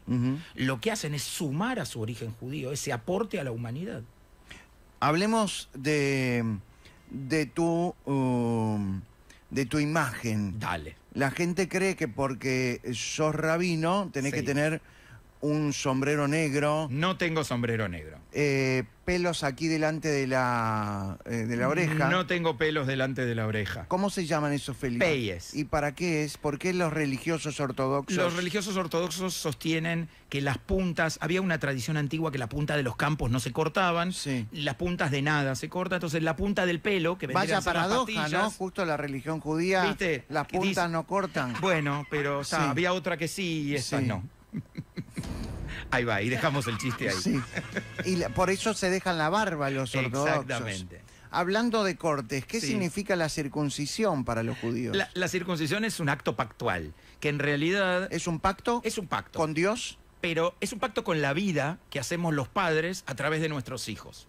O sea, nuestros hijos, el prepucio, es parte de lo imperfecto de cómo venimos en la mirada de la tradición judía. Por no quiero ofender a nadie, Sí. digo, por favor, nada más lejos de mí, así que lo aclaro antes de hacer la explicación.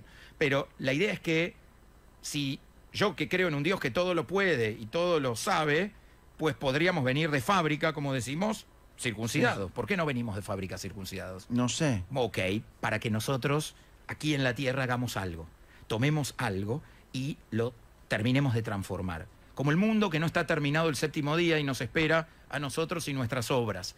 Y la circuncisión es ese momento pactual. ¿Cómo en el nace que la circuncisión? nace a partir del primero de los hebreos, que fue Abraham, el primer patriarca de la tradición judía, que de grande, cuando pacta con Dios la identidad judía, pues entonces, en esa idea monoteísta y pactual judía, pues se circuncida. Y el primero que es circuncidado en tiempo, que es a los 8 días, según la tradición judía, es Isaac. Isaac es su hijo. Y ese momento pactual... Dios le pidió a Abraham que ¿Qué? mate a su hijo. Bueno, pero a ver, se lo pidió y después le dijo que no lo haga. No seas malo. Está jodiendo. entonces. Bueno, para Abraham, no está jodiendo. Le dijo, dame a tu hijo, Sí. a ver si estaba de acuerdo y estaba dispuesto. Y Abraham fue. ¿m? Y en el momento en que iba a ocurrir, le dijo, no, no quiero. ¿Le mandó un ángel? Le mandó un Le ángel. sostuvo Ahí creemos en los Yo te voy a judíos, decir- la religión judía cree en ángeles. La religión judía cree en ángeles, pero esos ángeles son cualidades. Es el propio Abraham, es el ángel de Abraham el que frena El que frente se al pone llamado de arriba Dios. del hombro. Pero claro, a ver, no quiero caer en una imagen gráfica que Sí. infantilice la Sí. idea, pero es el propio Abraham que frena frente a un hecho natural en la antigüedad. Petí, Claro. vos y yo sabemos que en las sociedades que rodeaban a Abraham, sacrificar a un ser humano era normal. Ujú. Abraham no lo ve como un hecho raro, que el Dios le pida sacrificar a un ser humano. ¿Y sabes cuál es el ser humano? Tu hijo. Ahora, vos y yo, que vivimos ahora, siglo XXI, diríamos, alguien viene y te pide tu hijo. Vos le decís, Sí. ni loco. Claro. Obviamente. Normal. ¿Pero por qué? Porque vos aparecés del cuestionamiento. Nosotros esperaríamos que Abraham reaccione y diga, no, estás loco, ¿cómo vas a pedir a mi hijo? ¿Cómo va a reaccionar así? Si el contexto le dice que le están pidiendo algo normal. Entonces, cuando Dios ve que Abraham no pudo hacer ese clic en el paradigma y ser diferente a los demás, le dice, pará, ¿qué estás haciendo? Tenés que ser diferente a los demás. Y ahí es el ángel que lo frena y le dice, a partir de ahora sos diferente a los demás. Acá no va a haber más sacrificios humanos. Y ahí empieza el pacto con Dios y, la ahí circuncisión. la marca de ese pacto tiene que ver con todo lo que pacta no puede ser eliminado. Es sagrado. La vida es sagrada. Isaac es sagrado para Abraham. Abraham lo circuncida a los 8 años y lo va a sacrificar. ¿A los 8 años? No, a los 37 años. Ah. Y podemos decir que los tiempos en el texto bíblico, las edades no son... Pero Isaac no era el niño que nosotros muchas veces nos imaginamos en las historias. Tu hijo, Si vos lo vas a llevar a un lugar para hacer algo que no quiere, probablemente se rebele y te salga corriendo. Y por la edad que tiene, corra más rápido que vos. Itzhak probablemente podía correr más rápido que Abraham, pero no se escapa, porque él también está acostumbrado a que en esa sociedad es normal, aunque le dé tristeza, que alguien pueda hacer un sacrificio humano. Ellos son el paradigma de un cambio. Todos estamos desafiados en nuestra vida en algún momento a algo que es el cambio, el paradigma del cambio. Tenés que encontrar en qué te tocó a vos ser el paradigma del cambio. ¿Por qué los judíos usan, algunos, los religiosos usan kipá? Explícanos. Bien, eso sí tengo, ¿ves? ¿Viste? No dijiste en mi descripción. No. Muy bien. No tenés el gorro, pero tenés... Tengo la kipá. La kipá. Muy bien. La kipá, ese es el que famoso también gorrito que utilizan los papas. Sí, claro. Bueno, en la tradición judía es un acto horizontal, un acto popular. Todos usamos kipá. En la iglesia, en el cristianismo, solo las categorías eclesiásticas superiores, y se llama solideo. Solo aquellos que están cerca de Dios. Y justamente en el judaísmo todos estamos cerca de Dios. Por lo tanto, es un hecho que todos debemos usar kipá. Por eso, si vos entras a una sinagoga, ¿qué vas a hacer, Peti? Te vas a poner una kipá. ¿Sabes por qué? Porque te lo pedimos. No, porque sin la goga no se puede entrar. Muy bien. Ese es verdad. No lo había pensado por eso. Sin la goga no se puede entrar. Por eso. Así que, muy bien. Estuvo divino. Desde el control nos dicen que estuviste bien. Con el chiste. ¿Por qué? Espérate, te cuento la kipá, porque dale, si no, dale, claro, sí, dale. Me van a matar los oyentes que deben estar esperando. Dale, ¿qué va a explicar el rabino? La kipá. Bien, la kipá es como un techito que te dice, vos sos limitado. O sea, te recuerda tu límite. ¿Viste cuando vas por la vida que te crees que todo lo podés? Hay una edad incluso en la vida que muchos de nosotros asociamos con la juventud, que decís, acá voy yo soy invencible, inmortal, Highlander. Sí, yo sigo, ¿eh? Bueno, sigue adolescente. Pero bueno, en fin. La idea es que el judaísmo intenta decirnos que tenemos que tener características de humildad, de sencillez y de saber los límites. Saber que no todo lo puedo, no siempre y no a cualquier precio. Entonces es como un techo, como decir, hasta acá llego yo y por encima mío, alrededor mío, hay más mundo. Entonces usar la kipá es un acto de humildad en la tradición judía. Obvio, si yo uso la kipá y después voy por la vida siendo un soberbio, no funcó, no estaría funcionando.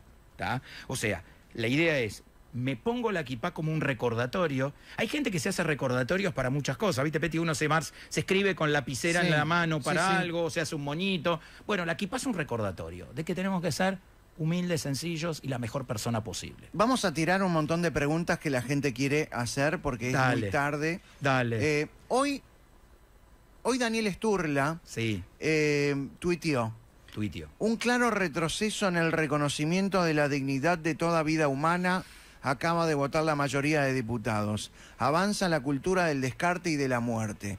Está hablando de la eutanasia. ¿Qué opina la religión judía de la eutanasia? Bueno, la religión judía tiene un abanico de circunstancias. No tiene una enemistad con la eutanasia. Eso es muy importante aclararlo. O sea, el judaísmo tiene un vínculo sano con la muerte. Porque, en definitiva, la muerte es parte de la vida.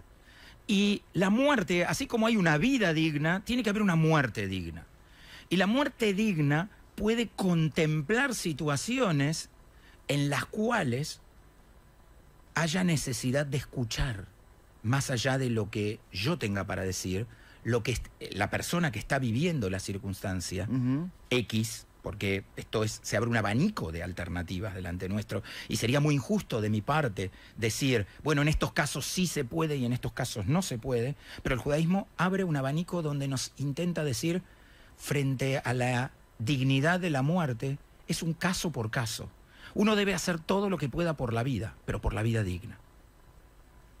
Y si la persona que está viviendo siente indignidad, ahí aparecen los conflictos.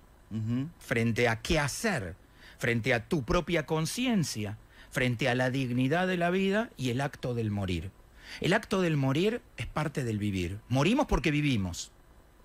O sea, todos nosotros caminamos inexorablemente hacia la muerte, aunque le tenemos miedo a la muerte. Y entonces tratamos de no hablar de ella. Y tratamos de ponerla en un lugar feo, oscuro y macabro.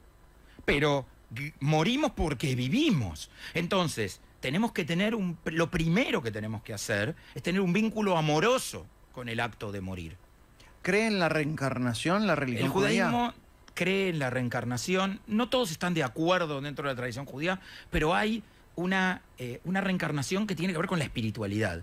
El mundo es demasiado maravilloso para que todo se trate de 70, 80, 90 años, 100 años, 120 como nos deseamos. Y todos... Entonces, hay como una sucesión de oportunidades en la vida, en la mirada de la reencarnación de la tradición judía, donde nuestra espiritualidad vuelve para poder tener nuevas aventuras del vivir, en las cuales no recordamos las aventuras anteriores, pero sí sumamos sobre esa experiencia espiritual en la que estamos inmersos cada uno de nosotros. Los ritos de la religión judía que tienen que ver con la muerte son muy particulares y diferentes a lo que la gente conoce. Por ejemplo, no se permite un cajón abierto. No, porque la imagen es la vida. No hay imagen de la muerte en la tradición judía. Ni maquillada, ni producida, no hay imagen. Una persona se muere y se la tapa, se acabó, no vemos. Porque cada uno de nosotros, y nuestros oyentes lo van a entender perfecto, evocamos a nuestros seres queridos, los evocamos vivos y en movimiento. Cada uno de nosotros, si yo le dijera a los oyentes, recuerden a alguien que ha partido, se van a acordar de esa persona en vida y en movimiento. Entonces, lo importante es que el vínculo con la muerte tiene que ser sanador, tiene que ser reparador, tiene que ser amoroso. Y el judaísmo es un esfuerzo para que así sea. Y en lo que tiene que ver con los entierros, siempre no se permiten nichos. No, Siempre tiene que haber a la tierra. ¿Por qué razón? Por esta idea de que Dios tomó, hablábamos allá temprano cuando arrancamos, que Dios tomó al primer hombre de la tierra. Entonces nosotros lo que hacemos es devolver esa materia a la tierra para que vuelva al origen. Porque si el cuerpo vuelve al origen, la espiritualidad también, en la mirada de la religión. Entonces, el cuerpo vuelve a la tierra y el alma vuelve a la espiritualidad divina, de donde fue tomada para que seamos esta entidad, cuerpo y alma que somos cada uno de nosotros. Recién hablábamos de la eutanasia. ¿Qué opina del aborto la religión judía? Bueno, es muy parecido al concepto de la eutanasia. Obviamente que la vida es un valor supremo, pero allí donde la vida es angustia y hay un problema en relación a lo que está pasando, hay que prestar atención, no hay que mirar para otro lado. Entonces, es muy importante entender que estas cuestiones se resuelven casi en un caso por caso, en una situación por situación, porque generar... Pero no condena el aborto, así como no condena la eutanasia. No hay una condena, porque hay un vínculo, vuelvo a decir, un vínculo amoroso con la vida y con la muerte. Esto no quiere decir que el judaísmo la fomente, la muerte. Todo lo contrario, va a hacer todo lo posible por preservar la vida y por evitar un aborto. Pero es muy importante entender las circunstancias en las cuales se va a dar esa necesidad de que haya alguna actitud distinta. Pero sí te quiero aclarar que para el judaísmo es muy importante que los estados nacionales, las leyes de los países, legislen para todos. O sea, que legislen para el que quiere hacerlo y para el que no quiere hacerlo. Y que contemplen, y es muy importante que los estados estén presentes en todas las cuestiones que tienen que ver con la vida humana. Porque si no, si el Estado se retira y lo deja aparentemente librado a una libertad, en realidad corremos un gran riesgo de libertinaje, que es la idea de uno que se erige con el poder suficiente para tomar la decisión en el momento. Y los Estados tienen la obligación de comprometerse con los temas vitales. Incluso en estados laicos como el uruguayo, uno diría, ok, tiene que escuchar la voz de las religiones en estos temas y tiene que asegurarle a cada uno, según su fe, su creencia y sus convicciones, ya sean religiosas, políticas, sociales, que van a poder ser respetadas independientemente del médico que te toque o de las circunstancias que rodeen la situación. Por eso tiene que ser un vínculo amoroso y es importante que hablemos de estos temas, que no los guardemos abajo la alfombra. ¿Cómo se lleva la religión judía con los métodos anticonceptivos? Se lleva bien, o sea, ¿en qué sentido se lleva bien? Hay como una interpretación de que nosotros tenemos que tener tantos hijos como la naturaleza nos permita. Sin embargo, esa es una mala interpretación del concepto, porque es no como la naturaleza nos permite, sino como nosotros deseemos. Porque un hijo es un deseo, es fruto del deseo. Para la tradición judía, en el encuentro entre un hombre y una mujer que procrean, está la presencia divina con ellos. Entonces, Dios está siempre que hay amor. Por lo tanto, no toda relación sexual cumple con esa condición para que de allí nazca un hijo. Entonces, es preferible que los hijos vengan de esos momentos en los cuales nosotros estamos convencidos que son fruto del amor de ese instante y de divinidad, de la conjunción entre el acto humano, porque no hay hijos sin acto humano, está claro, Sí. pero sin la intervención divina tampoco, en la mirada de la tradición judía. Entonces, en esa conjunción, en ese encuentro, se produce algo maravilloso. Entonces, la interpretación real del pasaje de nuestra tradición es tener hijos como deseamos. Y es deseo. ¿Cuántas veces uno desee? Claro. Y es que ahí, entonces vos me preguntás cómo se lleva. Los métodos anticonceptivos sí sirven para reafirmar que de verdad vas a respetar los momentos del deseo, pues bienvenido. ¿Y cómo se lleva la religión judía con las parejas homosexuales, con las relaciones de personas del mismo sexo, con esta diversidad que hoy nos permite descubrir que no solamente hay dos sexos, sino que hay cientos de sexos como uno pretenda o quiera? Bien, el judaísmo se lleva bien. Y te voy a explicar por qué se lleva bien. Se lleva bien porque cada uno de nosotros está llamado a ser quien quiere ser. De hecho, hubo relaciones homosexuales en el Antiguo Testamento. Hay historias que, atravesando la censura de lo que en mucho tiempo era visualizado como aberrante, porque no aceptado y aberrante son dos cosas distintas. Totalmente. La homosexualidad y otras conductas eran puestas en el lugar de lo aberrante. Entonces, hay que pasar la censura de lo aberrante. Y hay que ponerla en el lugar de, ok,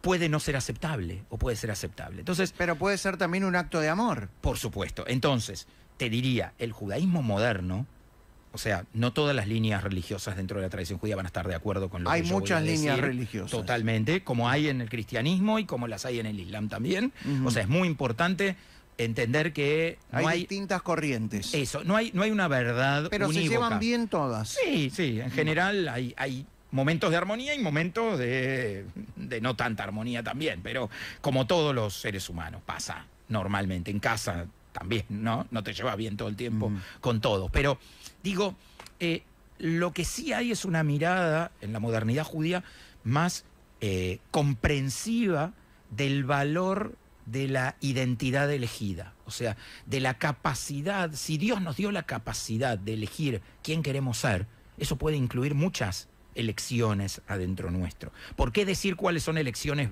válidas y cuáles no? O sea, ¿por qué decir vos elegís, no sé, yo elegí cortarme el pelo y otro eligió dejarse el pelo largo, es algo aceptable? Y la elección de una orientación sexual o una identidad de género, no. O acepto que te vistas con una camisa u otra cosa. Digo, hay que aprender a aceptar al prójimo. En tanto, o sea, el amor al prójimo no es que el prójimo sea como yo quiero. El amor al prójimo, bien entendido, es que el prójimo es como es y yo lo amo igual. Y lo acepto como es, como elige ser el prójimo. Ahí está el verdadero desafío de la vida. Porque si todos somos iguales, no hay desafío. ¿Como rabino has casado parejas No. de hombres o No, mujeres? ¿Tendrías no. problema? O... Es algo que podríamos pensar, se podría evaluar, porque lo que podría ser discutible es el término casamiento. A ver. Porque casamiento implica algunas cosas dentro de la liturgia y de la, digamos, de la documentación judía, que tiene determinado, digamos, orden que implica que para poder tener valor, ahí están nominados un hombre y una mujer. Pero unión, que es algo que también estamos usando mucho para el casamiento, todo casamiento es una unión con compromiso. O sea, quizás hay un problema de terminología que usamos los seres humanos, que nos atrapa a todos y que trasciende a todas las culturas y que también probablemente tengamos que aprender. ¿Viste? viste como que los jóvenes hablan otro idioma por ahí, a Sí. veces decimos, quizás están aprendiendo otra forma de comunicarse y otros términos para usar. Muchos no usan mi esposo, mi esposa, mi pareja. ¿Por qué? Porque esposo, esposa es el que tenés atrapado. ¿Sí? ¿Vos le pusiste una esposa a tu esposa? No. Entonces, pareja es los que caminan a la par. Y entonces, ¿no es más lindo? Quizás tenemos que empezar a construir una terminología valiosa. No estoy diciendo que hay terminología valiosa y no valiosa, pero digo, una nueva terminología valiosa que nos permita incluir a todos, de verdad. Y ahí sí, ahí podría tranquilamente, no yo solo digo, ¿no? Sino la tradición judía, y quizás en otras culturas también, o en otras religiones, incluir esa unión, esa aceptación de diversas formas de amor y de elección para construir diversas formas de vida en la existencia. Yo creo en un Dios múltiple, multitodo. O sea, si Dios nos hubiera querido a todos iguales, nos hubiese hecho a todos uno igual, todos, ¿viste? Tipo de Wall. A todos, imagen y semejanza, claro, todo igual. y somos todos distintos, diversos, diferentes. Entonces, magia, en lo diverso hay magia. Sos rabino Soy rabino. porque estudiaste para rabino. Sí. ¿Cuántos años se lleva a estudiar para rabino? Bueno, en mi caso muchos, porque perteneciendo al movimiento Masortí, el movimiento conservador, que la palabra conservador a veces es engañosa porque es un movimiento progresista en sí mismo que une la tradición más fiel del judaísmo en su espíritu y el cambio. Bueno, de hecho, te corto y sí. aprovecho para decir que hoy en día en tu congregación las mujeres usan kipá, Sí, sí. cosa que las mujeres no se No ponían acostumbraban kipá. antes Ajá. y ahora sí. Y también las cosas más sagradas de la religión judía. Pueden hacerla hombres y mujeres por igual. Y en la sinagoga habitualmente el cristiano que no tiene mucho tiempo o muchas veces para ir, imagina que los hombres están por un lado y las mujeres por otro. Bueno, en mi sinagoga eso no pasa. Estamos todos juntos, en familia, hombres, mujeres, niños. O sea, entendemos... ¿Eso no le hace mal a la tradición, a la historia? No le hace mal a la historia porque el judaísmo en tiempos del Templo de Jerusalén era así. Hombres, mujeres y niños estaban todos juntos. Después, en este fenómeno oscuro de la transición desde la destrucción del templo y la época medieval, nos hemos sofisticado y se ha transformado lo religioso en cosa de hombres. La casa, el hogar para las mujeres y la sinagoga, la iglesia para los hombres. Eso es una distorsión de la historia humana. Hablando de casa, los rabinos se pueden casar. Claro, por supuesto. ¿Tú sos casado? Por supuesto, soy ¿Vivís casado, con tengo tu 3 señora, hijos, tenés vivo 3 hijos? con mi señora, con mis 3 hijos, porque el rabino es uno más de su congregación, es uno más de su comunidad, es uno más, tiene su familia, tiene sus preocupaciones, vive con los pies en la tierra. Esa es una gran diferencia con el cristianismo. Es una diferencia. Ajá. Sí, yo no diría gran diferencia, es una diferencia. Con algunas líneas dentro del cristianismo, porque con el catolicismo, porque en toda la línea evangélica ocurre que también se casan. Se casan. Los pastores. Claro, pero uno habla reverendos. del cristianismo y Más de ve la al iglesia cura, romana, claro. al cura con su sotana y con el celibato. Sí. Eso no existe en la No religión existe, judía. no hay ninguna chance. Es más, hay un incentivo a que el rabino debe ser casado y debe tener sus preocupaciones mundanas. ¿Y porque se puede tiene que tener poder- sexo antes de casar? Y a ver, Peti, yo te voy a contar. No tenemos mucho tiempo, No, pero digo. nos vamos a la pausa con esto, ¿eh? Pero brevemente, por supuesto, y en la antigüedad pasaba, porque el estatus de una persona que se casa en la tradición judía era soltera. Y hasta hoy en día una mujer que se casa es soltera. En algún momento hubo una confusión de entender soltera como virgen. Por esta cuestión de las historias que nos atraviesan y estas que hablábamos de hace 2000 años, la virginidad estaba ligada a la soltería, porque era alguien que no había sido usado, se sobreentiende. Entre comillas. Claro. Entonces, en definitiva, había cuestiones. Ahora, el objetivo era tratar de que una persona tuviera relaciones por amor. Y ese amor de verdad llegaba cuando construía esa familia a través de la cual se iba a proyectar para tener esos hijos deseados de los que hablábamos antes. ¿Nos vamos a la pausa? Dale. Si Dios quiere. Dale. Uno, a ver, esto siempre se ha dicho que el ateo es ateo hasta que... Hasta que llega el rabino y vos decís si Dios quiere. No, hasta que se cae el avión. Claro. Todos cuando se cae el avión pedimos por Dios.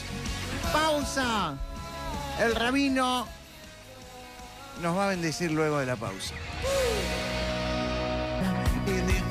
25 minutos van de las 7 de la tarde. Se ha hecho tarde, pero nunca es tarde cuando la dicha es buena. Bien. ¿Qué dice la Biblia? ¿Qué dice la Torá?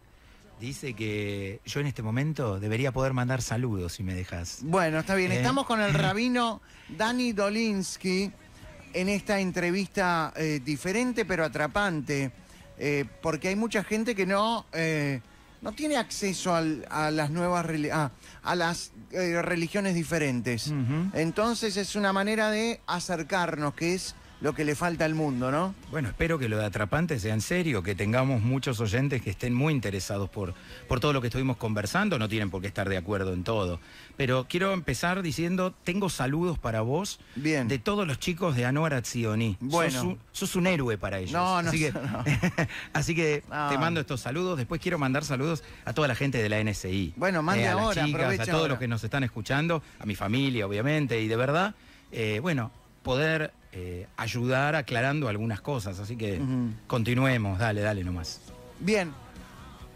Dentro de las preguntas que hace la audiencia, un oyente pregunta ¿por qué la religión judía o por qué los judíos le dicen goim a quienes no son judíos? Es facilísimo. O sea, Goim, un goy, varios goim. claro, pero te cuento, un judío también es un goy, porque goy significa pueblo. El Ajá. tema era los judíos y los demás pueblos. O sea, a los de tu pueblo, vos no les decís los de mi pueblo, decís los míos. Entonces, ¿cómo los llamamos a los míos? Judíos. Y a los demás, en vez de decir cada pueblo, vos sos cristiano, vos sos musulmán, vos sos el genérico de todo lo demás, que no sean los tuyos, es goim. No es despectivo, para nada. Es el genérico de pueblo. O sea, todos los demás pueblos. Ujú. Claro, porque hay veces que puede sonar... Despectivo, puede sonar despectivo. como descalificador. Nada que ver. No hay nada descalificador en eso. Ujú. Al contrario, es una forma ponderada de referirse al otro. ¿Y este qué es? Es de los pueblos, no es judío, nada más. Eso es todo. Tan sencillo como eso. ¿Vos como rabino creés que el pueblo judío es el pueblo elegido? No, yo creo que el judaísmo tiene un plan transformador, ¿Pero no está en la Biblia? pero Es el pueblo. claro, pero no es el pueblo elegido, es un mensaje elegido que está representado por la tradición judía. Hay judíos malos también, hay judíos que no se portan bien, hay judíos que no Tengo hacen lo nombres, correcto. tengo nombres. No, después los sacamos cuando ya no estemos al aire, sacamos esos nombres. Si querés. Sí. Al aire, no. Pero el judaísmo es lo elegido por Dios. Y fue entregado a los judíos para que lo puedan ofrendar al mundo, para que lo puedan compartir con el mundo. Ahora, es el judaísmo lo elegido, ejecutado por los elegidos para ejecutarlo, que son los judíos. Pero no es el pueblo elegido como una mirada de superioridad. Si yo mismo, hace un ratito te decía, la kipá es un acto de humildad contra la soberbia, ¿cómo voy a pertenecer a un pueblo que cree ser el dueño de la verdad? Hay verdad en todos, hay un pedacito de verdad en cada uno. Este es un mapa, un puzzle multicolor de muchas piezas, donde un pedacito de la verdad, un pedacito de la divinidad está en cada uno. Entonces, elegido soy para traer un mensaje, pero en hermandad con los demás. Si me la creo, si me pongo por arriba, marché. Cuando se habla de las religiones, se habla sobre todo de las tres religiones monoteístas, estoy hablando del cristianismo, estoy hablando del judaísmo y también del islamismo. Se habla que son religiones machistas. La religión judía, ¿cuán machista es? Bueno, durante siglos el machismo de la tradición judía estuvo ligada a dividir jurisdicciones, a decir, en lo público y en lo religioso ritual, los hombres, en el hogar, las mujeres. Gracias a Dios es una etapa superada. Hoy yo diría que hay algunas miradas de la tradición judía que conservan algunos resabios de distribuir funciones, Pero en la mayoría de la mirada de la tradición judía, hoy comprendemos la o la diversidad de acciones que implica que hombres y mujeres podemos y debemos compartir nuestras jurisdicciones y nuestra acción, tanto bien, frente a Dios como... Pero volviendo a la Sí, historia, sí. la religión judía es matriarcal, no patriarcal. La religión judía fue patriarcal hasta que precisó como una forma de preservación clara la ley de vientres, como se llama. ¿Qué es ¿no? la ley de vientre? La ley de vientres es que alguien para ser judío debe venir de un vientre judío, aunque hay otra opción, que es elegirlo. O sea, lo que se mal denomina conversión. Nadie se convierte, uno elige. Antes hablábamos de la diversidad y las elecciones. Uno elige lo que quiere ser. Entonces, uno tiene que elegir el ser judío. Esa es una Uno opción. puede convertirse al judaísmo siendo ateo, musulmán Lo o que haya cristiano. sido, siempre que vos, a partir de determinado momento en tu vida, tengas la convicción de que el plan en el que querés vivir, porque es para vivir, el judaísmo no es una religión, el judaísmo es una forma de vida. El judaísmo no es una religión. No es, incluye una religión, pero Sí. es una forma de vivir.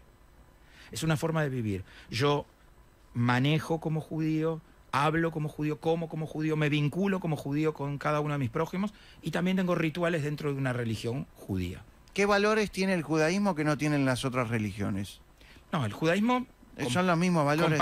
comparte valores, por supuesto. Claro. Comparte los valores humanos de construcción. Los 10 mandamientos Sí, son claro, los... son un pilar dentro de la tradición judía. Ah, pero los 10 mandamientos fueron designio de Dios o fueron escritos por los seres humanos. Son aquella propuesta de Dios para empezar a ordenar la oportunidad de que los seres humanos vayamos por más. O sea, tiene que haber un mínimo, una base en la que acordemos para poder ir por más. Son una base. O sea, si cumplir los 10 mandamientos no es ninguna ciencia. Es simplemente el punto de partida. No matarás, no mentirás, no robarás. Respetarás las cosas de tu prójimo. Sí. ¿Sí? Vas a respetar los tiempos de descanso. Sí. Eso quiere decir que vas a trabajar, vas a tener fe, creencia, respeto mutuo por el prójimo. Y ahí está la parte... Honrarás a tu padre y a tu honrarás a tu madre. padre y a tu madre. O sea, es la comprensión básica Ujú. de que querés ser parte de este mundo. Pero volviendo a lo matriarcal, Sí. la religión judía le da una importancia sublime a la mujer con la ley del vientre o no. Le da un rol central, que es la de la transmisión de la identidad, y esto también tiene que ver con el fenómeno de que era mucho más dedicado al proceso educativo el rol femenino. No nos olvidemos que cuando vos y yo éramos niños, era mucho más habitual ver una maestra que un maestro. Ujú. Hoy en día ya, gracias a Dios, hay maestras y maestros, pero durante mucho tiempo el rol de educador estuvo más asociado a lo femenino, a una tarea femenina. Entonces, ese estereotipo tuvo influencias en todas las culturas. Y allí el rol de la mujer cobra una importancia vital en la tradición judía de la que hablamos antes, cuando decíamos que en el judaísmo no hay lugar para el analfabetismo. Entonces, las madres tenían esta primera misión de ser las primeras educadoras hasta que llegues a la escuela, hasta que llegues al maestro. ¿Cómo separa la religión judía o cómo te parás vos como rabino ante un casamiento mixto de un judío o de una judía con un creyente en otra religión? Yo no hago casamientos mixtos. O sea, ¿por qué? Porque entiendo, voy a abrazar... ¿Y si viene un cura y hacemos entre los dos? No, yo no lo hago. Y voy a explicarte por qué. Porque en realidad yo represento, como rabino y la filosofía de la tradición judía, la ritualización dentro del marco judío. ¿Esto qué implica? Que ambos tienen que estar de acuerdo que el paraguas que los va a cubrir es el de la tradición judía. Entonces... O sea, la mujer puede convertirse para casarse y el hombre también. También. Y si decidieran vivir bajo más de una propuesta religioso-cultural, que lo hagan con felicidad, pero no necesitan una validación mía como rabino, porque la tienen de Dios. Es una elección. La vida es una elección. Entonces no necesitan ese ritual. Si necesitan un ritual es porque quieren el paraguas de determinada propuesta cultural o religiosa. Si vos querés el paraguas de una o de dos, si querés de dos distintas es porque no tenés una decisión. Si un judío decide que quiere abandonar su judaísmo para casarse con alguien en otra religión, me duele porque el judaísmo siente que cada persona es valiosa por los pocos que somos y por la importancia del tesoro que llevamos dentro, pero lo voy a respetar y lo voy a seguir abrazando y lo voy a seguir queriendo. Pero también abrazo a quienes eligen construir una familia, y especialmente los abrazamos a quien viene a sumarse a la tradición judía y elige el plan de vida de la tradición judía para esa familia que van a construir. Pero un pie en cada lugar es como la posición cómoda. Que el tiempo decida lo que nosotros no queremos decidir.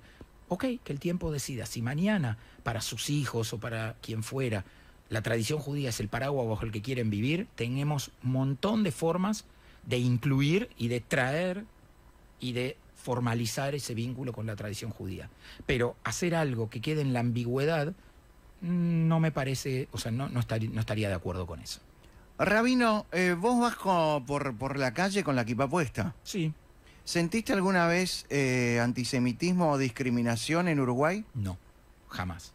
A mí no me pasó, sé de alguno que alguna vez pudo haberle pasado, a mí no me pasó y diría que al revés, más de uno se acercó preguntándome si era rabino, con mucho respeto. Y yo digo, la media de nuestra sociedad uruguaya es muy, muy respetuosa de las convicciones y las creencias o no creencias de cada uno. En definitiva, de la libertad, de que cada uno de nosotros seamos como queremos ser. ¿Pero hay antisemitismo en Uruguay? Y hay gente que... Como en todas partes. Pero más te diría que más que como en todas partes, es culpa de la ignorancia, porque y a veces del anonimato. En el anonimato nos escudamos para poder agredir o para golpear a otro. Porque en definitiva, si conocemos al otro, nos damos cuenta que somos lo mismo, diferente.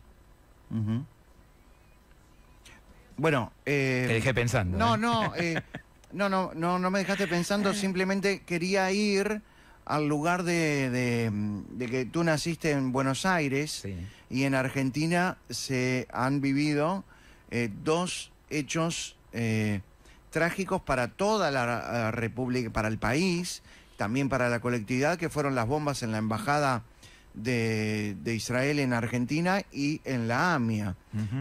Acá, por suerte, no tuvimos semejantes atentados, pero tuvimos el asesinato de David Frem en Paysandú por alguien a quienes algunos llaman loco, pero un loco antisemita, un loco... Sí, es un peligro llamarlo loco, porque es como un tranquilizador para una sociedad decir esto lo hizo un loco aislado, un lobo solitario, ¿viste? Se usa ahora en los términos de la actualidad. Y como argentino, ¿cómo viviste el atentado de la embajada y el atentado de la AMIA? Como momentos que me marcaron a fuego en la elección de que nosotros tenemos que perseverar para construir un mundo de cercanía entre todos y de aislar los bolsones de antisemitismo y de odio y de cualquier tipo de odio hacia el diferente, hacia el otro, ¿no? Pero ¿por qué siempre hay un odio hacia el judío? Un antijudío, un antisemita. Porque yo creo que es porque es cultural en algunos ámbitos. Porque si se lo ponen a pensar, son personas que hasta verían mal algunos el odiar a otro, pero como que se permiten como políticamente correcto el odio hacia el judío. El judío ha encarnado durante gran parte de los últimos 18, 20 siglos de la humanidad todos los males. O sea, el responsable de todos los males es el judaísmo. Entonces es el punching al cual pegarle. Es más fácil. ¿Para qué voy a elegir otro si ya existe? ¿Para qué me voy a preguntar a mí mismo cómo mejorar o cómo construir vidas mejores si lo más fácil es descargar mi bronca, mi odio en algo o en alguien? Como rabino, mis frustraciones, ¿no? Sí, como rabino, ¿qué le respondés al que dice, no, yo no soy antisemita, yo soy antisionista? Lo que pasa es que sionismo y judaísmo y semitismo en este sentido están íntimamente ligados, porque el Estado de Israel representa la realización de 20 siglos de exilio y la oportunidad del pueblo judío de recuperar la construcción de su propia sociedad. Es una recuperación. O sea, cuando alguien lo ve en términos de una irrupción del Estado de Israel como algo que aparece en la historia en la década del 40 del siglo XX, no entiende nada. El sionismo ya existía desde mediados del siglo XIX y fue paralelo a los movimientos nacionales. Nadie habla que estaba mal el nacionalismo francés que derivó en la toma de la Bastilla y la Revolución Francesa, o del nacionalismo alemán, o el anglicanismo que generó República, o la República Española. O sea, y el sionismo es eso, es la reivindicación del desarrollo de la oportunidad nacional judía, en paralelo con todos los pueblos que la reivindicaron en los siglos XIX y XX, y finalmente se concreta en el Estado de Israel. Entonces, quien hoy agrede al Estado de Israel, en definitiva, lo que está diciendo es que hay algunos pueblos que tienen derecho a tener su nacionalidad y otros no.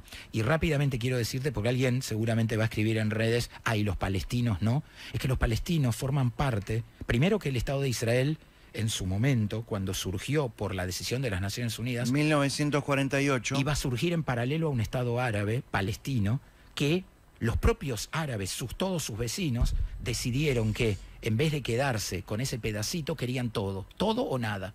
Y entonces decidieron expulsar a los judíos. El Estado judío aceptaba el Estado palestino en 1948. Exactamente, y lo sigue aceptando hasta hoy. La existencia de un Estado palestino no es algo que esté en discusión. Hay algunos puntos de desacuerdo de cómo se concreta eso. Pero, en definitiva, los únicos que nunca han declarado el Estado palestino son los propios palestinos. Entonces, hablar de víctimas y victimarios a veces es muy sencillo, y yo no quiero defender ni atacar a nadie. Yo lo que quiero decir es que tragarse la historia más sencilla, la que nos hace parecer ponernos del lado más débil hoy, ojo y cuidado que puede no estar reflejando la realidad histórica de todo este proceso, y que a veces nos puede llegar a poner del lado equivocado de la historia. Entonces, yo los invito a informarse. Como dije, el analfabetismo y la ignorancia son a veces el motor más fuerte sobre el cual cultivan los que les gusta vivir en el odio y la destrucción.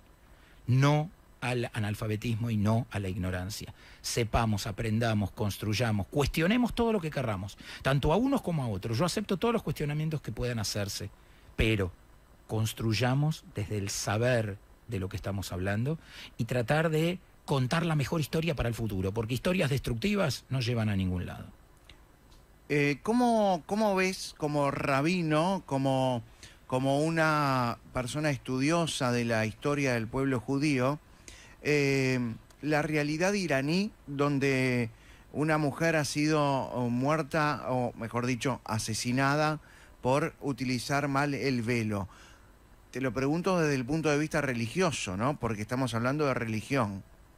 Lo que pasa que cuando la religión ocupa el 100% del espacio en lo público y se construye una teocracia, desapareció el lugar del derecho, porque la religión es una parte de nuestra forma de vivir. Por eso yo te dije que el judaísmo no es una religión, es una forma de vivir que incluye una religión. Tiene que haber cuestiones de nuestra vida cotidiana que no estén pautadas por vamos a decir, lo binario que muchas veces termina quedando detrás de las cuestiones religiosas. Entonces, tiene que haber un compromiso humano. Entonces, lo que está pasando en Irán es que la teocracia llegó tan lejos que un detalle hace la diferencia entre la vida y la muerte. Y eso podría pasar eventualmente en el ámbito religioso, si alguien lo acepta, porque quiere vivir bajo esa normativa, porque en lo religioso vos y yo somos libres de tomar o no tomar determinado camino religioso, y si no te gusta ese, hay otros caminos alternativos. Pero cuando construís una sociedad, como te decía antes, en relación a los temas vitales como eutanasia, aborto, los estados, los países, está por encima de nuestro pedacito de creencia. Pero nos tiene que respetar. O sea, tiene que respetar al que quiere el velo en determinada perfección y al que se le pasó la imperfección, y el Estado lo tiene que proteger, a uno o al otro. Pero ahí no puede jugarse la vida o la muerte, porque el Estado está por encima. Porque es como construimos sociedad. Decidimos que haya un poder por encima para igualarnos y ayudarnos a que podamos conservar lo que somos, pero interactuar con otros. Porque en definitiva, si yo soy el dueño de la verdad absoluta en este estudio, no hay lugar para vos. Muy bien. Vamos a hablar de un tema importante. El tema más importante. Hablamos de Moisés, Jesús, la religión, la historia, los imperios. Vamos a hablar del mundial.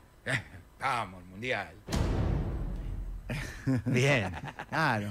El rabino... Está juntando figuritas, me imagino. No, yo no junto no, figuritas. yo tampoco tengo tiempo. Boludo pero... no soy. O sea. Los ¿Cómo? judíos tenemos prohibido juntar figuritas. No, pará, no. Porque es un gasto innecesario. No estoy de Porque acuerdo. después termina el mundial y pierde valor.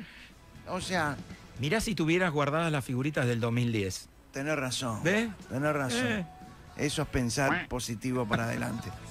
Ahora, estamos con el rabino Dani Dolinsky y nos vamos a ir con esto. Por un lado, sos argentino, ¿no? Sí, no lo puedo evitar. No lo podés Nací. evitar, ahí está. Pero también sos judío, como yo soy judío y uruguayo. Sí, Atención. Por un lado, respiramos fútbol, sí, señor. pero Mucho. ¿un mundial en Qatar no suena a que el mundo está loco? Cuando escuché, ya hace algunos años, que el Mundial y el 2022 iba a ser en Qatar, pensé eso mismo. Creo que estamos un poco locos que el Mundial sea en Qatar, pero bueno, si sirve para un aprendizaje, cosa que no creo que vaya a pasar, porque no estaría pasando que, salvo, vos habrás leído y escuchado igual que yo, ciudades europeas que han decidido que no van a pasar en público los partidos del Mundial en pantalla gigante, en protesta a que el Mundial se haga en un lugar donde no se respetan los derechos de todas las personas. Entonces, quizás algún resabio de algún aprendizaje pueda quedar y quedará para la historia que un Mundial se hizo en Qatar. También se hicieron país que mundiales, banca el terrorismo, ¿no? pero también se hicieron mundiales bajo dictaduras. El fútbol es discutible en algunas cosas de la política supranacional. Se ha acompañado, uno podría decir en Rusia 2018 también es complicada algunas cosas en Rusia, en la Argentina en el 78, claro. O sea, el mundialito del 80 en Uruguay también. A ver, se hicieron Juegos Olímpicos en Alemania con el nazismo. Es cierto. O sea, el deporte, la política y las cuestiones humanas, algún día las ordenaremos. Bueno, para terminar, Messi estuvo en el Muro de los Lamentos. Pero no solo él, hubo otros. No seas malo, ¿vos querés decir quién va a ser campeón del mundo en función de haber estado en el cóctel, en el Muro de los Lamentos? Sí. Dios atiende en todos lados. Y también en este estudio. Por eso a vos te va a ir bien, Peti. Gracias, Rabino. Un abrazo grande para toda la gente de la NSI. Salud. ¡Nos vamos! Leyana Babiru Yalaim. Oh. ¡Nos vamos! ¡Chao, hasta mañana!